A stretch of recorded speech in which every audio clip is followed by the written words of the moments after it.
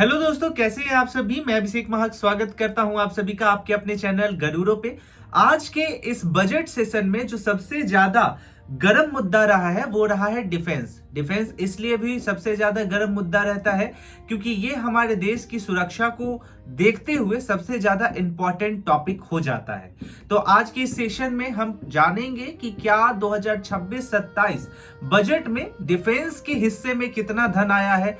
ऐसे तो अगर आप सोशल मीडिया या न्यूज चैनल पे देखोगे तो एक लाइन बहुत जोरों से सुनने को आ रहा है कि डिफेंस में बहुत बड़ा बजट मिला है। तो आइए जरा चर्चा करते हैं कि आज के इस दौर में जहां एक तरफ हमारा दुश्मन चाइना तो दूसरी तरफ अमेरिका जैसे देश खड़े हैं, उससे मुकाबला करने के लिए क्या सत्र 2026-27 में बजट पर्याप्त है। उसके लिए आपको जरा स्क्रीन पे आना होगा और सबसे पहले एक एक चीज समझते हैं। जैसा कि आप देख सकते हैं, मैंने यहाँ पे सर्च किया था बजट 2026 डिफेंस, और जैसे ही मैंने सर्च किया यहाँ पे चाहे द हिंदू हो, बिजनेस स्टैंडर्ड हो या एनडीटीवी हो, the economics time, her newspaper में सिर्फ और सिर्फ एक ही आर्टिकल आपको देखने को मिलेगा कि निर्मला सीतारमन के द्वारा जो डिफेंस है उसको 7.85 लाख करोड़ रुपए दिए गए हैं। अब सवाल यहाँ पे निकल करके ये आता है कि ये 7.85 लाख करोड़ क्या सच में हमारे डिफेंस के लिए पर्याप्त धन है। आइए इन सभी चीजों को काफी अच्छे से समझेंगे, लेकिन सबसे पहले आपको यहाँ समझना पड़ेगा कि क्या है पूरा माजरा और इससे पहले हमारे डिफेंस को कितना बजट मिल चुका है, ताकि हम 2026 और 27 में जो हमारे पास प्रॉपर बजट मिला है डिफेंस को लेकर के उसमें एक अंडरस्टैंडिंग अच्छे से समझ पाए। जैसा कि यहाँ आप देख सकते हैं, सबसे पहले केंद्रीय बजट 2026-27 में रक्षा मंत्रालय ने 7.85 लाख करोड़ आवंटित किए हैं, जो अब तक की सबसे अधिक आवंटन है। यानी कि अभी तक के इतिहास में, डिफेंस के अभी तक के इतिहास में 7.85 लाख करोड़ जो है ये सबसे अधिक आवंटन हुआ है। अब इसके बारे में और अच्छे से समझते हैं, इसके दूसरे पहलू को जरा समझने का प्रयास करते हैं। 2024 और 25 में तो 6.22 लाख करोड़ रुपए जो है वो आवंटन किए गए थे। 2025-26 में ये जो मुद्रा है 6.81 लाख करोड़ हो गया था। वही अगर 2026-27 में देखा जाए तो ये अभी तक का सबसे अधिक यानी कि 7.85 लाख करोड़ रुपए बढ़ करके हो गए हैं। तो एक नजर तो आप ये अगर देखोगे कि हमारे डिफेंस को अभी तक का सबसे अधिक यानी कि कुल हमारे बजट का 15% हिस्सा जो है वो डिफेंस को मिल गया है। अब जरा इसको और अच्छे से समझने का हम प्रयास वाइज अगर हम समझने का प्रयास करें, परसेंटेज वाइज समझने का प्रयास करें तो 2025-26 के अकॉर्डिंग जो हमारा नया बजट है यानी कि 26-27 का जो बजट है इसमें टोटल कितना प्रतिशत बढ़ोतरी की गई है। तो ये बढ़ोतरी की जो संख्या है ये 15.19% यानी कि 15.19% की जो वृद्धि है वो देखने को मिलता है। लेकिन अब इसके दूसरे पहलू को जरा समझिए, ये जो पैसा दिया गया है इसके दूसरे पहलू को समझिएगा ना तो आपका जो पूरा विजन है वही चेंज हो जाएगा। जरा यहाँ देखिए, आधुनिकीकरण यानी कि कैपिटल आउटले की अगर मैं बात करूं तो नए हथियार और सैन्य उपकरणों की खरीद के लिए जो पैसा आवंटित किया गया है उसमें 21.84% की वृद्धि हुई है। अब आप ये नहीं समझ पाइएगा तो इसको और अच्छे से मैं समझाता हूं।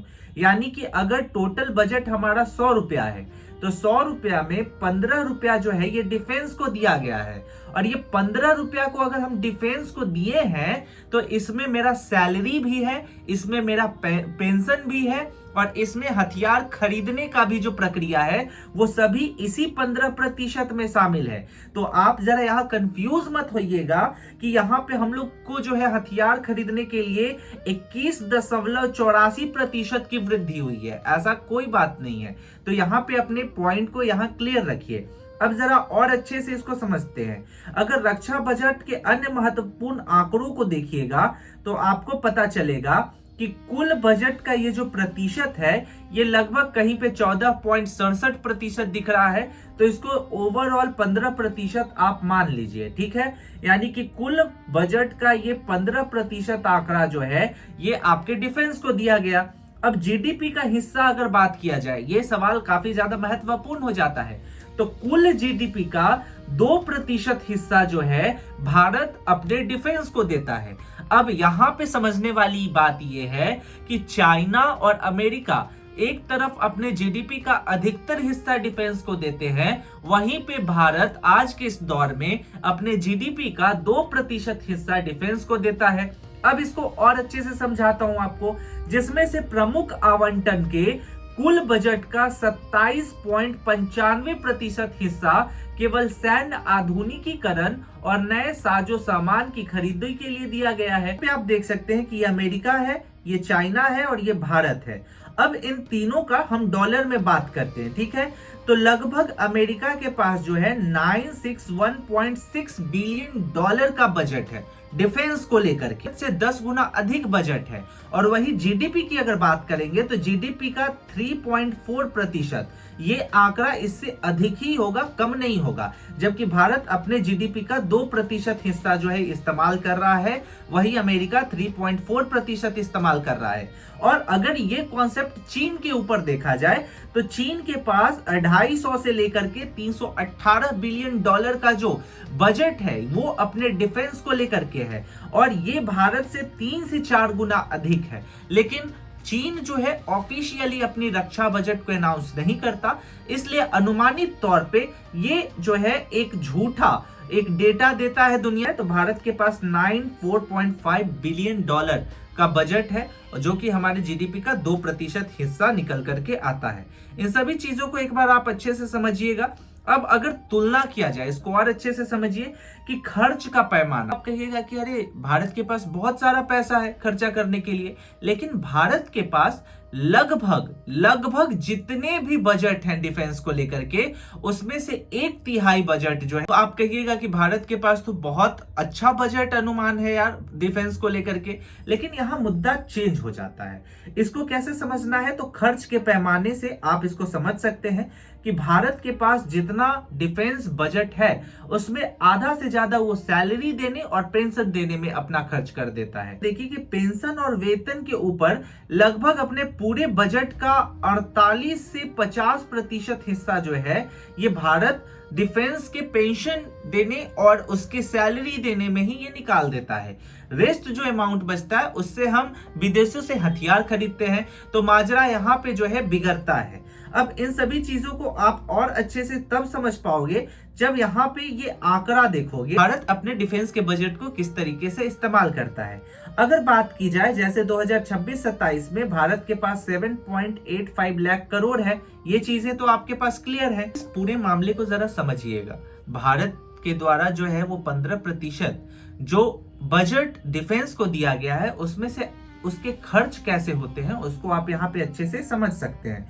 जैसा कि आप देख सकते हैं कि 26-27 का ये प्रॉपर विवरण है जिसमें साफ साफ कहा गया है कि ये जो 7.85 लाख करोड़ रुपए हैं ये कैसे खर्च होंगे, जिसमें से आप यह देखिएगा कि ये जो राशि है ये लाख करोड़ में है, यानी कि 2.19 लाख करोड़ जो है इसका प्रॉपर जो भाग है ये नए हथियार और जेट मिसाइल जैसे हथियारों को खरीदने में जाएंगे।